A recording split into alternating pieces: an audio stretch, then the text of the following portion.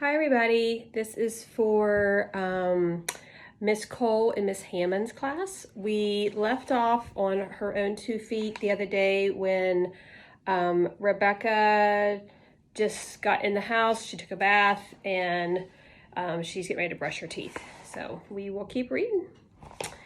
Without Anna, she had no idea what Meredith was saying, but she was holding a toothbrush so Rebecca could guess. Before she could swing her arm to grab it, Meredith knelt down and held the toothbrush to Rebecca's lips. She didn't like it, but she opened her mouth. Meredith gently brushed her teeth. When she was done, Rebecca leaned over the sink and spat hard. She was not a baby. She could brush her own teeth. Meredith filled a cup with water from the tap and held it to Rebecca's lips. Rebecca sipped and spat again. She was too tired to try to make Meredith understand. "Time for bed. I bet you're exhausted," said Meredith. Rebecca followed her out of the bathroom and plopped down on her bed in the big drawer. Elena was in the other bed, smiling and yawning. Rebecca's eyes were heavy, but before she could lay her head on her pillow, a small white dog ran into the room.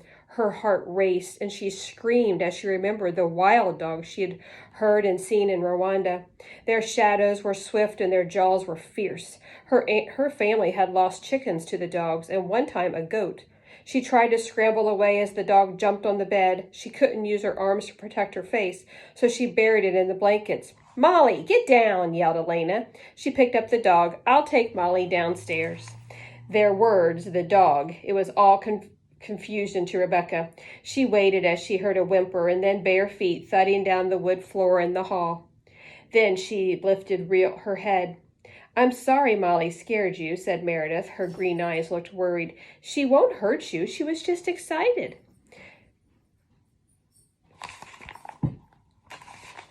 Rebecca's heart was still beating fast. Meredith yawned. "Let's go to bed." She turned out the light and held up the covers so Rebecca could get underneath. Rebecca closed her eyes. The sheets were cool. The bed felt empty with her only body in it. She missed Medea. "Good night," said Meredith. Rebecca closed her eyes and pretended to be asleep. When Elena came back, beside her bed on the floor was her suitcase. She still hadn't opened it, but she knew that folded neatly inside was the small blue handkerchief Mama had made, stitched with words of protection against grief. She swallowed hard and squeezed her eyes to hold back tears. She would make Mama and Papa proud. She would be brave. She wondered if the handkerchief would smell like Mama and home. If she got it out, it would only make it harder to hold her tears inside. Better to stay quiet and still and wait for the morning sun. "Medea, there is a wild dog in this house." Nobody said anything about a dog. "They gave me a new dress to sleep in, and I sat in a big white tub to take my bath. Water gushed right out when Amanda turned the knob, and it was warm, and my bed is cozy, but Elena snores. No matter how nice this house is, with its electric lights and its stairs and its beds and drawers, it will never be as nice as our house because you're there." A few hours later, Rebecca opened her eyes to sunshine streaming through wooden blinds, falling in stripes across her bed. "Good morning," said Elena. She was lying in the bed above Rebecca, her head propped up on her hand. Rebecca blinked, trying to remember where she was and who that girl was, and it all came back to her in a whirl of an airplane, in a car ride, in a warm bath, and a dog jumping on her bed. She turned over and put her feet on the ground, then pushed up with the back of her hands to stand. Elena jumped out of bed, but Rebecca closed the bathroom door firmly behind her before Elena could follow her in. She would take care of herself. First, she used the toilet. It was wonderful to sit down instead of trying to balance over a hole.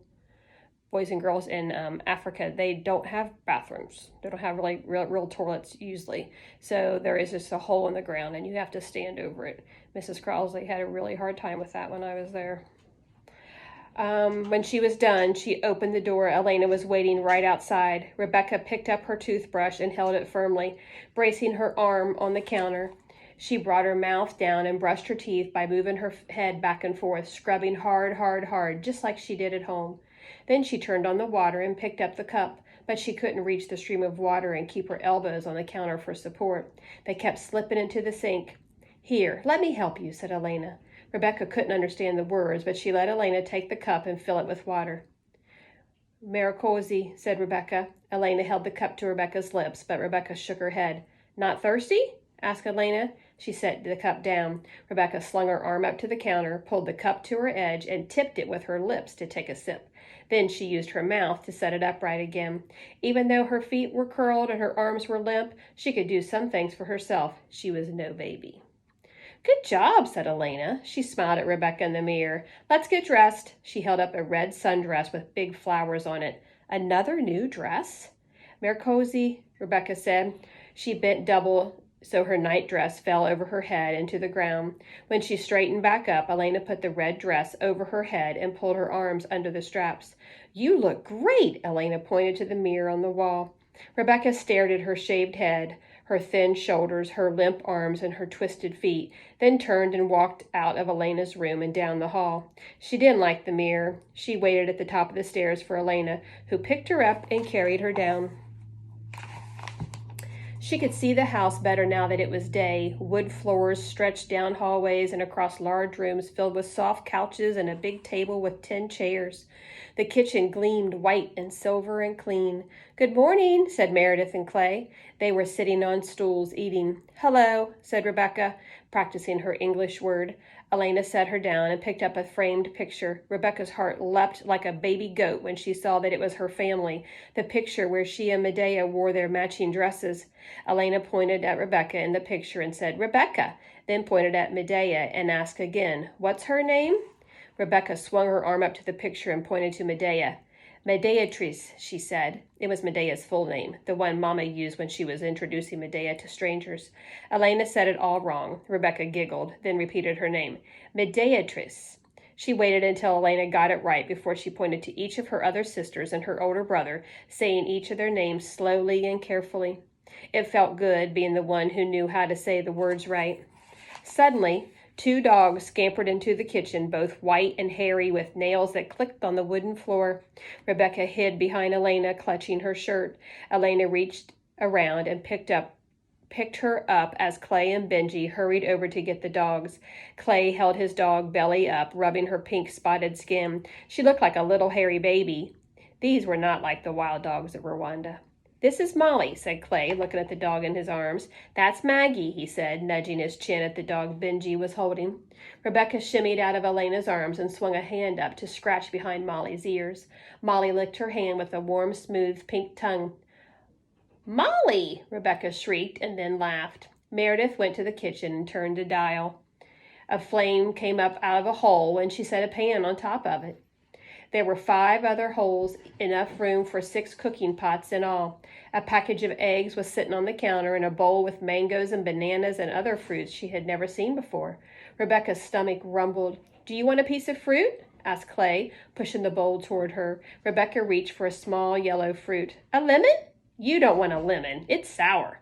Clay made a funny face and Rebecca laughed, but she still grabbed the lemon. She had never tried this fruit, but she loved the color, bright as the petals of sunflowers in Rwanda.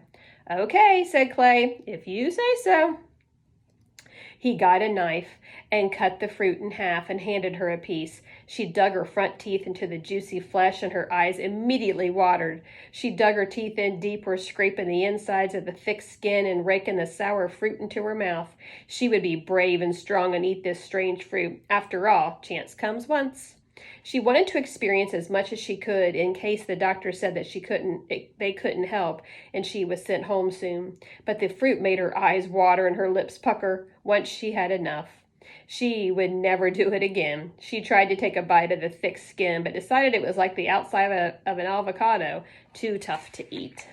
Alrighty, we're going to stop there. We will start back next time. See ya.